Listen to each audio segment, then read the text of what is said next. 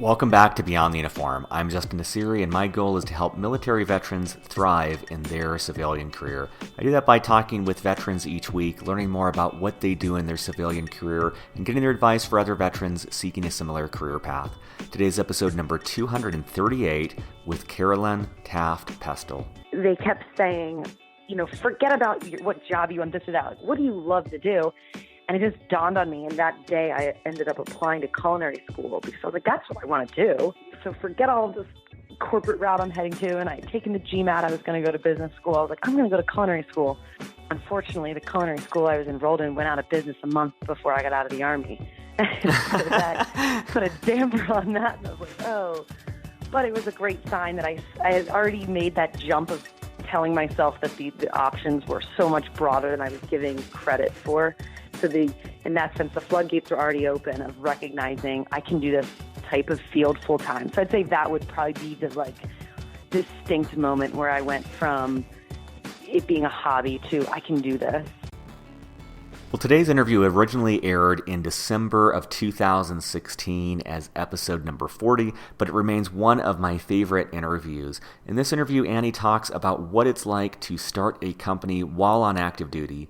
She talks about her decision to leave the Army and her initial plans to go to culinary school, which, as you can imagine, is quite a big transition, and that was one that was not always met with the support of those around her. If you're thinking of starting a company either on active duty or years after your transition to a civilian career, this is a fantastic episode for you.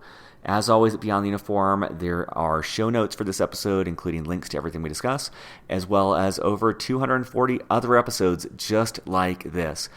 There's also information about Beyond the Uniform's coaching program, where you are connected with a subsidized, certified, professional, executive, and career coach to help you guide in thinking about how to expand, grow your career, and achieve the life that you want. And with that, let's dive in to my conversation with Annie. Joining me today in Chicago is Annie Taft. Annie, welcome to Beyond the Uniform. Thank you. Thank you very much for having me. So just a quick background for our listeners. Annie is the founder and executive director of the Brazen Gourmand, which is a lifestyle brand for the culinary curious. She started out at West Point, where she graduated 17th in her class and served in the Army for over 5 years as part of the intelligence community. When she left the Army, she participated in the Stanford Ignite Program, after which she started 3 different companies, of which the Brazen Gourmand is one.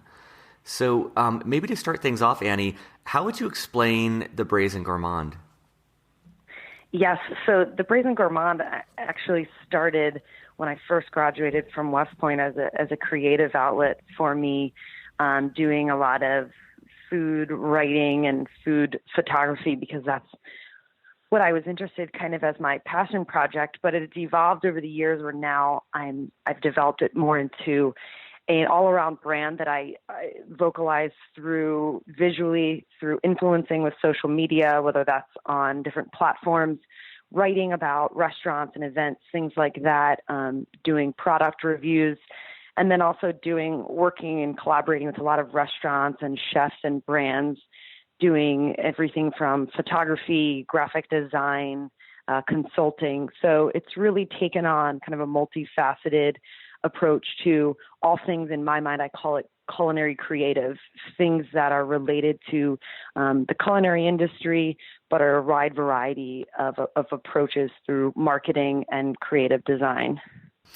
And I always like to ask about what your day-to-day life looks like. I think especially for starting a company, because it's so much in pop culture right now. What is like a day in your typical work life look like? Yes. So this is one thing I definitely struggled with when I first got out of the military, was the and I knew I was going the entrepreneur route, is the sudden expansive freedom of your day. And at first that seems like it's going to be a dream come true of getting to shape it yourself. But I found I really needed more structure in place in that. So I developed almost an OCD like timed schedule during the day, so it keeps me on task. So a typical day now is I wake up and I've broken out my day into 15 to 30 minute increments by what I think of as like the different departments of a company. So I'll address, communications for 30 minutes, or I'll look at marketing for 15 minutes or 30 minutes. And so a typical day involves me working on either closing out current projects that I'm working on, seeking new collaborations. A lot of times it's off-site, working with restaurants, going to events to do coverage, things of that nature. So I'd say every day has a lot of different elements to it. It's difficult to predict what a day will look like when so many of the products I'm working on are very different in scope. But I try to keep pretty standard structure. I even force myself to structure and remind myself, like, sit down and eat lunch, or, go and just read for 30 minutes to keep my brain going. So I'd say a typical day has some structure built in, but definitely diverse.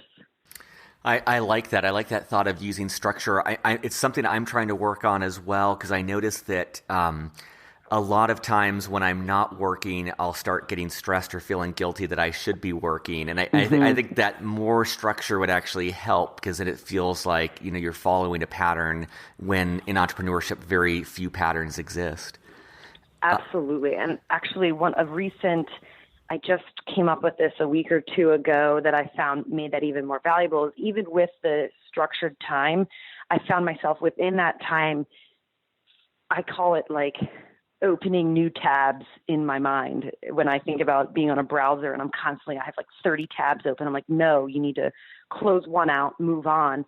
And I think about that just mentally. I'm constantly, especially as an entrepreneur, opening these new tabs in my brain and needing to close things out. So what I did to kind of help me work through that is, under each category of how my day is broken out structure-wise, I have a running prioritized to-do list under that header of that time. So when I say, okay, my alarm went off for the next 30 minutes, my sole focus is only on outreach and networking, I have a running to-do list under that category that's in order of priority, and I can close them out one by one. So it really makes me feel on a day-to-day basis that I'm really actually making progress. That's great. And how, I hate to structure it around hours, but I'm just trying to make it tangible of like how, what the lifestyle component looks like. Like at this point, do you feel, is this like 24/7, or do you have time on the weekends, or what does your lifestyle around the startup look like? Well, I'd say part of it's going to sound cliche, but part of the beauty of working on something that is my natural interest ever, like my day-to-day daydream is about, dining and cooking and food and cuisine. And so in that sense, the structured part of my day, I typically have go from about 7:30 until 3:30. And in there, I've scheduled some like forced downtime, whether it's like a walk or working out or eating. And then the rest of my afternoon and evening, I leave to be like going out and eating or meeting with people or seeking new, networking, new opportunities. And I inevitably find myself like continuing to work on projects or working on social media through the evening. But because it blends so naturally with my day-to-day life, because it's what I'm interested in, in that sense, it feels 24/7, but I'm very comfortable taking breaks from it because it doesn't feel like going to work and coming off work, if that makes sense. Oh, yeah, totally. I mean, I think that one of the things I admire about the way that it seems you've built your company is you've built it around your passion and your natural interests. And I just imagine that that's such a rewarding way to structure your life, where there's so much alignment between what you would be doing in your free time and how you're now starting to make money off of that, which is really incredible. Absolutely. And I think that, though, has been years in the making of getting to that point, because it's a scary, at times, jump to shed a lot of what I remember in the military being told so many times that, almost like if it felt good or felt easy, like it must not be going right, because, nothing should bring you that type of, ease or joy and things like that. And I think it's taken me years of shedding what I think I should be doing to get to the part where I'm like, no, this is what I want to do, and being able to answer to that question, not what I should be doing, if that makes, and I'm sure we'll get more into that. Oh yeah. I mean, my wife and I talk about this a lot, where we're actively trying to remove should from our vocabulary. And I think it's like the creativity killer, and it's just, it kills so many things. And I relate to that. I'd never thought about it directly like that, but that thought of that military thing of like, it shouldn't feel good. Like there should be pain, and there should be kind of, it should be hard, and it should be difficult. That's a tough mindset to shed. And I wanted to back up because I think it's really interesting that you started your company while you were in the military. What was that like? Like what was that like for you, and any advice for another veteran who would like to start something while on active duty? Yes. So for me, it was almost out of sanity. As a creative-minded individual that in the military who didn't get to kind of tap into that side of myself. When I first graduated, I was just craving an outlet for writing or, taking pictures or expressing myself. And so that's how it originally started, was a creative outlet. And I'd say the way I was able to maintain it is treating it as my hobby. And because I didn't put the pressure on it, I had no true intention when I first started of seeing it as a business. I first saw it as just something that I really enjoyed doing. So in that sense, when I had my off time, instead of feeling like, oh, now I've got to go work on this side project of mine, it felt like, thank God, like I get some free time to go work on this project I'm really excited about. And so it grew naturally out of that as kind of my outlet or my release while in the military. And that's how I think I was able to find the time to work on it. That's what I really enjoyed doing.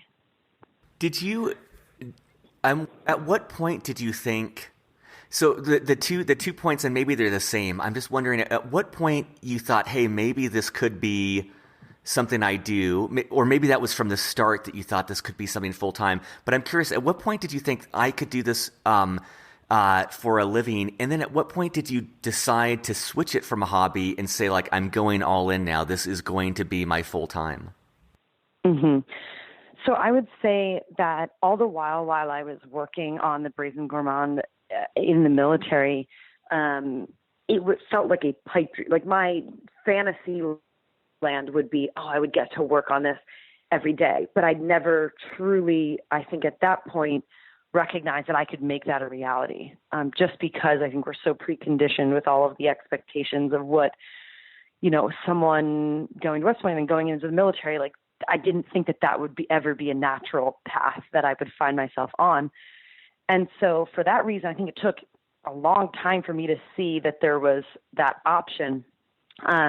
My transition from the military kind of reflects that, of recognizing that I wanted to find a career that tapped into a little more broad variety of my skill set than I maybe had been exercising while in the military.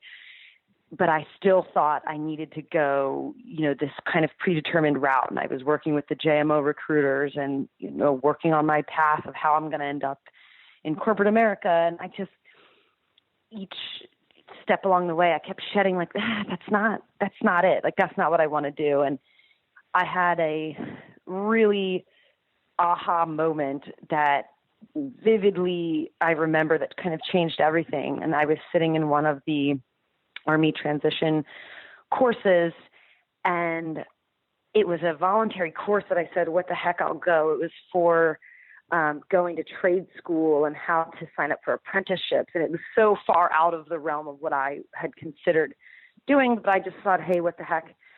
And it just hit me. They kept saying, forget about what job you want, this or that. Like, what do you love to do? And it just dawned on me. And that day I ended up applying to culinary school because I was like, that's what I want to do. So forget all of this corporate route I'm heading to. And I had taken the GMAT. I was going to go to business school. I was like, I'm going to go to culinary school. Unfortunately, the culinary school I was enrolled in went out of business a month before I got out of the Army. So that put a damper on that. And I was like, it was a great sign that I had already made that jump of telling myself that the options were so much broader than I was giving credit for. So in that sense, the floodgates are already open of recognizing I can do this type of field full time. So I'd say that would probably be the like distinct moment where I went from it being a hobby to I can do this. I love that. I mean, I imagine that the decision made all the difference. Like the outcome that the culinary school went out of business, although that's impactful, I imagine like that moment of making the decision, you eliminate so much fear. You like face all of these fears, you make that commitment, you kind of reestablish your identity. And then I imagine it was easier then to take whatever the next step was besides culinary school. But that first leap must have been enormous. And I love that too, because I feel like especially right now in time, like so many people go to this established route of business school or a law school or whatever else. And I went that route, and I don't think there's anything wrong with it. But I think that we're at a point where if people are much more honest about what they really want to do, it's going to be more off-roading than one of those traditional paths. And I think it takes a significantly amount more courage to do what you did, rather than everyone knows about business school, but then I imagine had you gone to culinary school, your family and your friends would have been scratching their head and wondering, like, what are you doing? Like, there's some of that doubt you have to face too. Absolutely. I think that has been one of, there's various challenges about transitioning out of the military. I mean, it's a laundry list of things that you've got to kind of tackle and address. But that was one definitely for me that was, and it's still an ongoing thing, I think, is combating that sense of, I think I'm over the greatest hump of it, because here I am, I'm working this day to day and I'm thrilled to be doing it. But absolutely, it was an uphill battle of like saying to yourself, you can really do this. And it's hard because even though you've got the passion, the excitement and the interest, and you're ready to apply all this energy, you have nothing in a lot of sense to show for that except being able to vocalize it. You can't, it's hard to show someone in the field of, in the culinary world, why being a platoon leader or an aide or being deployed, it's, that becomes even greater challenge than trying to go become a manager somewhere. It's even greater to be like, this is why I, want to be an authority on dining, is because I was a platoon leader, and so I think recognizing that even though it is a passion, you can turn that passion into your profession, and to have the strength to do that. I think I was fortunate that because I've been so vocal about my passion over the years, my friends and family, it was like a no-brainer when I told them I wanted to go to culinary school. I think it was more me and the expectations I had put on myself that I was going up against. And, I struggled with a lot of my military mentors not understanding and a lot of my coworkers in the military not understanding. But as far as like personal relationships, everyone was like, obviously you're going to culinary school. And that was incredibly reassuring. That's great, man. That echoes so much for me, because when I was supposed to go from business school to consulting at McKinsey, which is like a tried and true path. And then I remember when I told my parents that I was going to start my own company instead and like turn down the offer, it was like telling them I was going to go into space and fight aliens. Like it was so foreign, and like parents are so protective anyways. But I also remember that like, after that shock, when I talked about what I wanted to do, they could hear the passion in my voice. They could at least understand that and say, like, look, we don't understand what you're doing, but it seems like you're really excited and it makes you happy. And so that's great. But I remember like it was similar. It was like a similar process of like with everyone I knew of like, wait, you're doing what? And like, it's just kind of, I think that's part of that growing process though of starting your own company.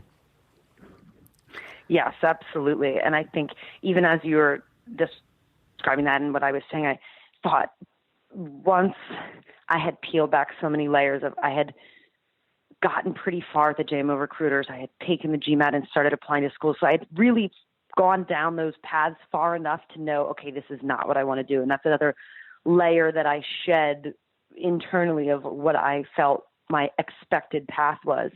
And I found that as I got closer and closer to that, and finally had that realization of what I wanted to do, it was almost like a no stopping me, in the sense that my conviction was so strong for it that it was a lot easier to, when they say, well, you've got to go talk to the brigade commander about what your plan is. And I'm like, great, because I'm excited about this. And so instead of going at it like apologetically, I was so excited to say, this is what I'm going to be working on, that it was, again, so reassuring when, for instance, after that interaction, he was like, this is great. It sounds like you really are finding what you want to work on. I'm like, whoa, that's the first person who's actually had that reaction, and not like, you're making a huge mistake. And so I think once that light bulb goes on of what, you really want to work on, being able to have that conviction is what helps get through those last hurdles of actually making it a reality.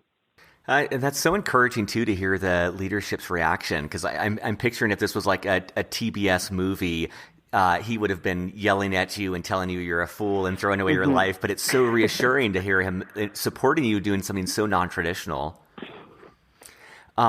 No, absolutely. And I think, unfortunately, that was not a lot of and I'm sure maybe we'll touch upon that, but that was not the case across the board. And so that particular scenario was extremely reassuring, because it wasn't what I was used to hearing.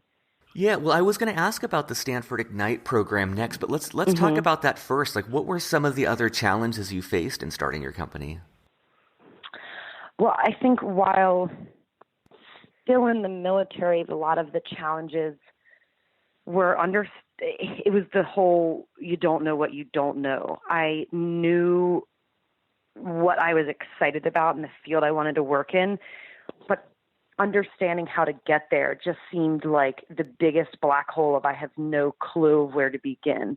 And I think that's actually a natural progression into where Stanford Ignite fits in. Is my first step after realizing, okay, I want to be an entrepreneur, I want to start a company, was just every online resource that I could get my hands on. So whether it was taking the Boots to Business course, taking whatever entrepreneur courses that the Soldier for Life transition program for the Army offers, which they do offer a few entrepreneur courses. So taking all of them and just trying to get my head in that space of like, okay, what are the basic foundation that I need to understand here?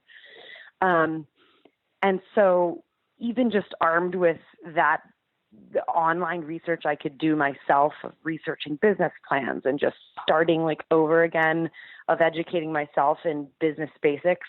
I was a management undergrad at West Point, and we took predominantly all business classes, but that felt like so many years previously. I couldn't remember. I was like, oh, I know I've learned this.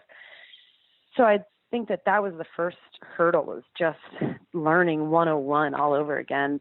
And I'm kind of getting away from your challenges and more onto these stepping stones of how to get to the part where you could actually start it. But I went on that tech trek that I'm sure you're probably familiar with, and that was my first exposure to a civilian like company that wasn't, large corporate America. And it was like, my mind was blown of, oh, wait, there's a place for us out there, as veterans in a company like this. And we went to all these different startups, and that was just like this another major eye-opening of that there's just this whole untapped world in my mind of other things you can be doing that aren't just this prescribed route that I felt I had to be on.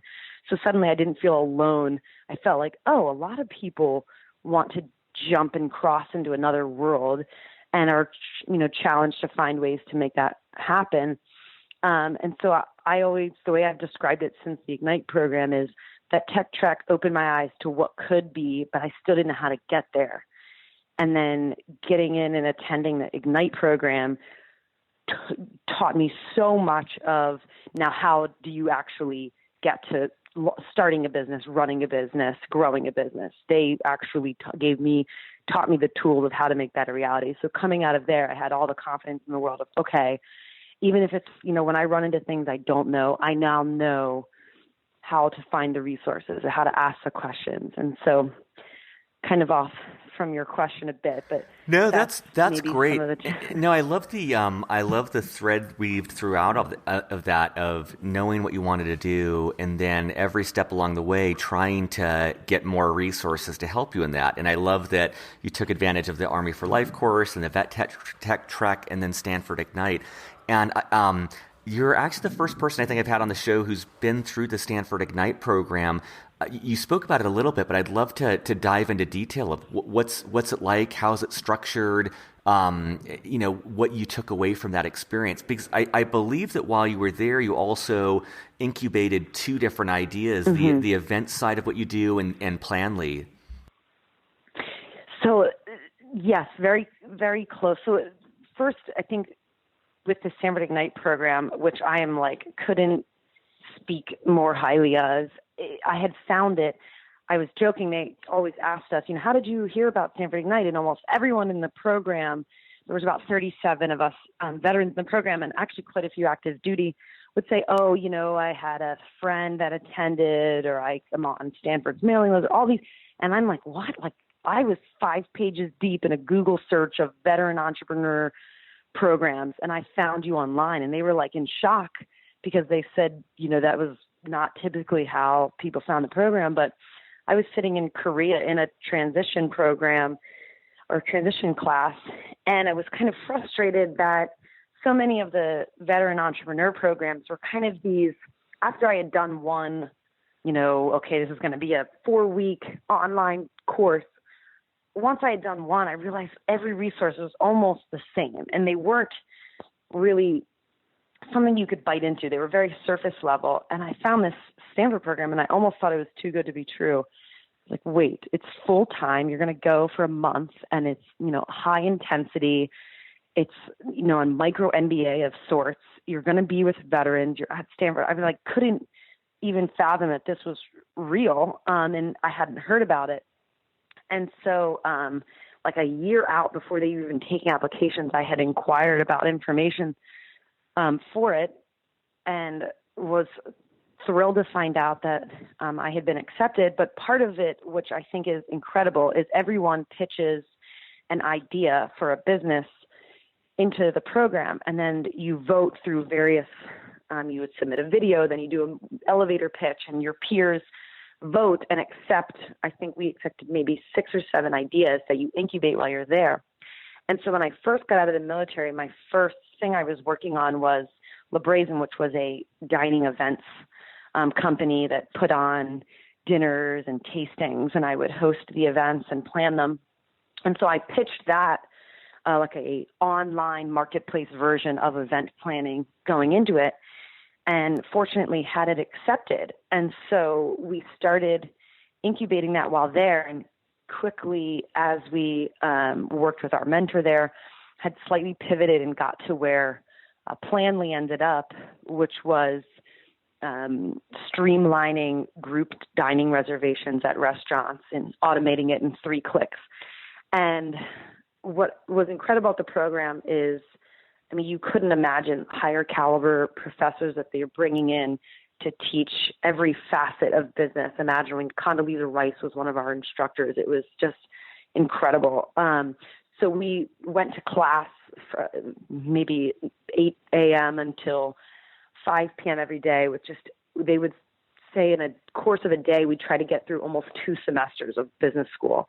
And so, which was really incredible. And then after hours is when we would work on our various businesses that we were incubating. And so it was such an incredible experience for me, not only to be every day in a room of like-minded veterans who wanted a maybe less traditional path working into tech or as an entrepreneur. So that was just incredible in itself. The academics were incredible, but then to also have a team of 6 brilliant veterans working on my concept was just too good to be true. So we had worked on Planly for a month, and on the final day when our group pitched, the panel we were pitching to just asked me straight up if I would cancel my flight and stay and really give it a shot and launch it in real time. And so I did that.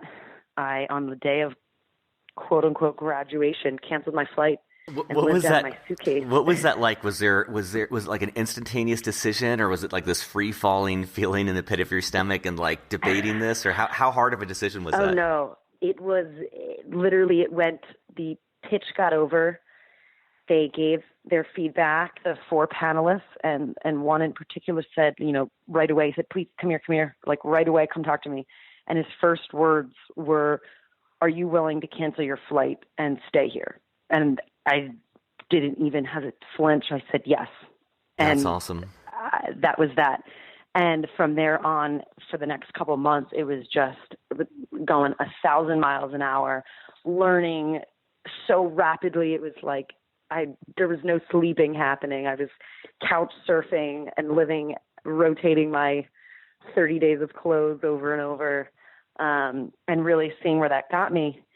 And what an incredible experience. But I think the biggest takeaway for me there is it was going really well. And I was very excited about it. But I realized that every day that I was working in more of a tech space as a founder in that capacity, I was getting further and further away from what it is that I really love, which is working directly with restaurants and storytelling and the creative side of things, and getting more and more technical and financial. And for me, I had already spent so much time getting to what I knew I was passionate about. And now it was very important to me to be true to myself that, despite the mind-blowing amount of doors that were open after the Stanford program and the mentors that came forward and were helping me, that was probably even a harder decision than getting out of the military, was walking away from Silicon Valley and all the excitement to say, this is fantastic. This is exciting. I love it. I've learned so much, but this isn't what I want to do. And that was like going through it all again, of explaining to people who, have expectations for you of, yes, this is great, thank you, but this is not what I want to do. And again, I think I benefited from my mentor out there, who was the one that asked me to cancel that flight. I was, foolishly scared to death to tell him that this isn't what I want to do, because he just believed in me so much. And it was just like the greatest feeling on earth when I finally laid it all out and wrote to him and said, this is why, this is what I'm excited about, this is what I want to be working on. To have him just be like, hey, what are you worried about? Like, it's you that I support, not this business or that business. Like, this is amazing. This is great. You've identified what you want. Like, that's what's important. People will go a lifetime and not have that reality check with themselves. This is great. And I was like, oh, okay. Like, thank you. I can do this. That's great. I mean, Annie, one of the things I love about your story is that one of the most repeated things that come up on this show is how people stress the importance of self-knowledge. And what I think is just so amazing is you haven't really mentioned self-knowledge once, and yet you've given so many examples of where that commitment to self-knowledge drove you to make very challenging decisions, of Army to culinary school, and then to Stanford Ignite, and then leaving a Stanford Ignite startup to start your own. Like, you continuously are just paying attention to what matters most for you and making the hard challenge to pursue that. And so I really like that. I think it's just a powerful example for our audience to see someone in action, and also to see that it's not easy. Maybe once you make the decision, you see that support, it is, but it just seems like when you tell these stories, like you're at the precipice of this massive cliff, and then you make that leap and things work out. But I can only imagine the dedication to your values and principles and self-knowledge that it took to make that leap again and again. Yes, absolutely. And I think, so much of the ability to do that comes from this kind of commitment I've made to myself, that started at West Point, of I'm not going to waste any energy, like not being happy or not being challenged or not, waking up and doing what I want to do. And I think I can tie it to an exact moment at West Point where I thought I'd bottomed out. It was sophomore year. I was so stressed out. I was overwhelmed. I was like, what have I gotten myself into? Is this what I want to be doing? Like, I just was miserable and really hitting rock bottom. And I had like a powerful wake up moment when I realized, that my life was my own and that I could make my own decisions. And even within scenarios like at West Point with all of the structure and the discipline, or in the military where you feel confined by someone else's decisions, I can still control my attitude towards them, and I can, shape how I operate within that. And like that realization is kind of what drove me from then on, of realizing, okay, if I'm going to be doing things even that I'm not thrilled about doing, how can I enjoy it or make the most out of it? And I think that's why I ended up having a great time at West Point and really getting the most out of it. And then again in the military, of, I think just getting as much experience and challenging myself as possible, but then also recognizing, okay, it's time to challenge myself in a way that meets my personal interests. But I think that constant back talk in my mind of, are you happy? Are you satisfied? Are you challenged? Are you enjoying this? Has just been leading my decisions ever since then. And two other questions about Stanford Ignite. Did you do the? I know there's like a veteran specific Ignite program. Did you do that or the traditional one? And do you have any thoughts on which to do? Yes, I did the veterans specific. They do it once a year for post 9/11 veterans. They have two other versions of the program. One is overseas that you can apply for, but typically that is for students or professionals that are in that country. And then they have a full-time program, civilian-wise. But I would say as a veteran, I would 100% do the veterans program. There is no difference in the caliber or the professors. There is a slightly different focus because a lot of the leadership courses and things on management that the normal program would get, the veterans, they kind of gloss over. They recognize you have that, so they spend a little more time on things like finance or things that you probably didn't get in the military. But not only just that, I think my biggest fear about things that are labeled like veterans only would be whether there's some sort of, when you get all the veterans together, is it going to be are we going to have like a broad experience? Or are we going to all be so like-minded that we don't challenge each other?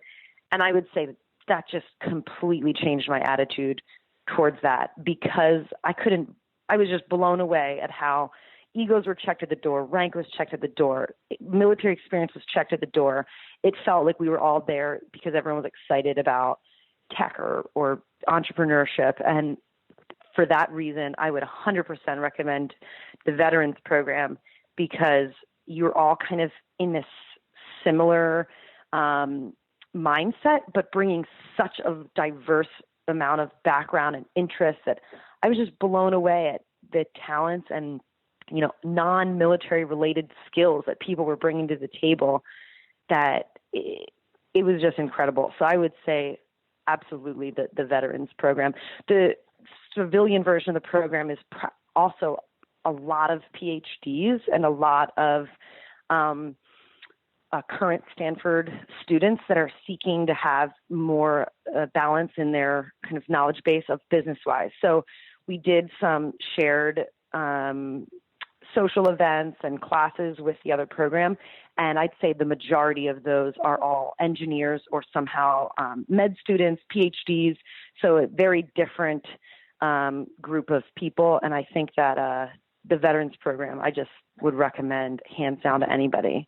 That's great, and I'm glad you clarified that, because my initial thought was, is it going to be lesser in somehow, or do you miss out on the influence of people with different backgrounds? But I think that was a great articulation.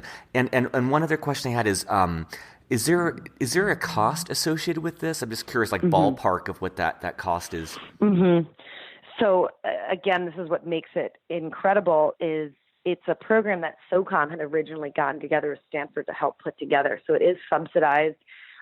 So in the end, the cost to the veteran students is it's around $2,000. It's for room and board type, because you do live in a really beautiful kind of a apartment-like dorm while you're there. Whereas the traditional program runs nearly almost $15,000, I believe. So, I mean, it's just a really incredible opportunity that they have provided for veterans to make it accessible.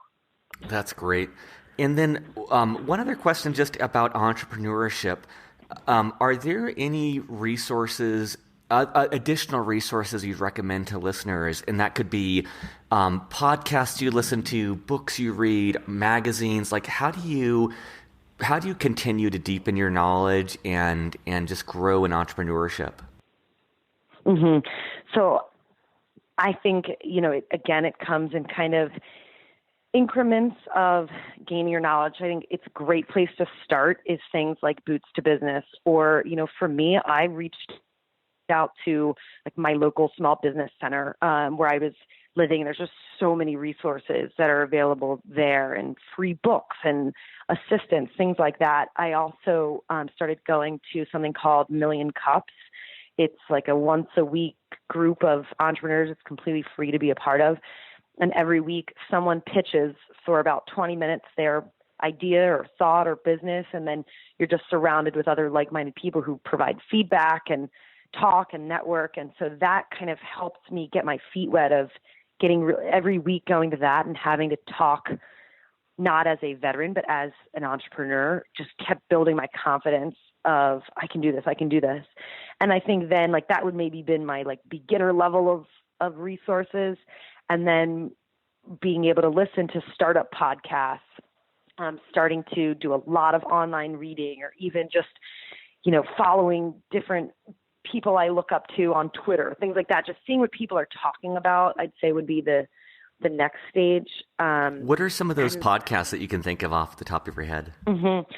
I had, what is the one called Startup? I've been listening to one like religiously. I'd have to look up the name. I can get it to you. That was almost like 101. It's a guy talking through, he wanted to start a podcast company. You might be familiar with this one. And each episode, I loved it because it was spoken like a layman type, as opposed to, Yep. I have all this knowledge. It was like I could understand all of his pain points of just kind of coming out of left field but having this passion. And now how the heck do I? So he talks through his first meeting with an investor and how horrible it went. And so I really liked that podcast because it just felt so relatable. And then honestly, especially when I was out in San Francisco, I always thought it would be like a little cheesy to be like, oh, the Veterans Network, what is that? And it didn't interest me. But once I was there, canceled my flight home, and was living out of my suitcase, it became my first place to turn is, well, who in this area, whether I know them or not, has military experience? Because immediately I felt like I might be able to relate to them more. And I felt almost weird saying that because I never imagined myself doing it. But that just proved to be probably the most supportive resource that I found, was this massive community of vets who had transitioned into tech or were doing startups or, were founders or working on ones, and being able to ask them, questions that to someone else might sound so juvenile or stupid, but you just don't know. It's all so new to you. That was an incredible resource. So I know that sounds a bit cliche, but it just proves that it was so helpful and supportive to know that I could ask and other people had kind of walked in my shoes. This is great. There's like a million other questions I could ask, but I want to be sensitive to time and just maybe end with more open-ended, where you've provided so much value across things. But what else would you like to share with a group of veterans listening? It could be about life or work or just anything on your mind that we haven't covered. I think the number one thing for me, because, like I said, it took me a few years to even get to that point, is whether finding ways to strip in your mind of what you feel like you should be doing, and really getting to the core of asking yourself, like in a fantasy land, what I be doing? And then forcing yourself to think like, wait, it doesn't have to be a fantasy land. I can do that. And I think the biggest thing also for me is that it is not a failure or a dishonorable thing to recognize that you want to do something other than military service. I only have favorable things to say about serving in the military and what an experience that was for me. And in my mind, I knew that I felt just as proud and just as strong from recognizing I wanted to do something else. I didn't see it as quitting or, incapable of doing this or that. People will make you feel that way, but it's just absolutely not the case. So that would be my two things would be, find a way to have a dialogue with yourself on stripping back what you think you should be doing and asking yourself what would really make you feel satisfied or make you happy. And then also recognizing that, doing something other than serving the military is not somehow a failure, that is just another way of serving, is recognizing that being a veteran who's doing something they're passionate about and love, in my mind, is a great reflection on the military, because they're showing how they can take their skills and do something that also brings them a lot of personal satisfaction. Well, Annie, this is awesome. And I will put links in the show notes to the different things that you've talked about. But I just really appreciate not only sharing your story, but the example you are for the veteran community. And I just really, really love the way that you've articulated that, where, granting people that freedom to do what they want to do. And in many ways, if veterans do what makes them happy and where they're going to succeed, that is also giving back to the veteran community, because they're being that example in the civilian world of the value of serving in the military. And they're also, they're going to be a resource for other veterans who go after them. So thank you so much for your time and taking the time to speak with me and the audience. No, thank you. I really enjoyed this. So thank you very much. I enjoyed talking to you. Surface.